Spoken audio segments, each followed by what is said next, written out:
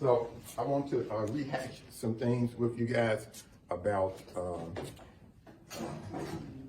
your art. And the first thing I want to do is challenge you to be bold and experiment. This is the perfect time for you to be bold and experiment. A lot of times when you're in a class, you get the class confused with your art making. So you don't want the class to be your art. You want the class to be a place where you can experiment and grow, okay? So this is a great opportunity for you to try new things. You shouldn't be too attached to your art in any art class. Don't get so attached that it's so personal that you know, it's like, no, you can't, nobody can critique you. So critique, being criticized is what's most important for the artist while you're trying to discover who you are. If you're not willing to be criticized, then you cannot grow. I still have one or two artists that I will go to who they were my teachers or my mentors. And like one is probably 80 something, I was 90. And the other one is he's probably almost 92. I don't know, he's probably 85. But even though I do whatever I want to with my art now, you know, but I still value their eyes. And so you should seek out criticism. So you don't want to live in a vacuum. You don't want to be in a vacuum right now. And so I like what everybody's doing, by the way, let me say that. I like what you guys are doing. And so just remember some things like this. You should be able to back away from your painting as far as you can. I'll put it like that. You should be able to back away so your painting becomes small.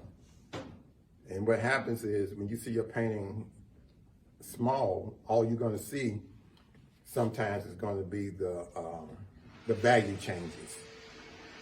The painting gets simplified when you back away from it. So a lot of times you can't see what you need to do close up. And also there's the trap of you being too engaged with your idea. And the way you know that you're too engaged with your idea is you spend all your time here, this close to your canvas. More time should be spent back here where you can't even reach your canvas. That's where most of your time should be spent. And then as you're looking, all of a sudden, after 10 minutes, 15 minutes, 30 minutes, 2 days, 3 days, a month, then you see, this is what I need to do. And then when you go to your canvas, you know what to do. Now it's just a matter of you trying to mix the correct colors or whatever. Does that make sense? So most of the time, you know, artists get involved, they're so involved with their work that they cannot evolve. The hardest thing to do is to evolve. So when you're in here, I want you just to be really bold and experiment. And if I say, well, you need to do this to it, now I'm probably going to be right, correct? So it's not always about you expressing yourself. You know, when you're trying to learn, you know, that's not when you express yourself. You know, you need to you need some more information, you know. So a lot of artists get caught into this trap of I'm expressing myself and I'm unique and all this, but they don't know how to draw. You know, they can't paint. You know, they can't see. And so it's kind of, our culture has changed. So our culture now teaches you to do things really quick and fast. You know, you have a phone in your hand and all that, you know. So you're not trying to learn, you know, it's all done for you in our culture. But I want to suggest to you that you discover who you are with your work, you know.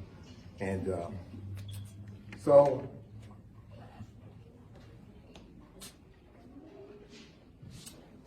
I just want to rehash some things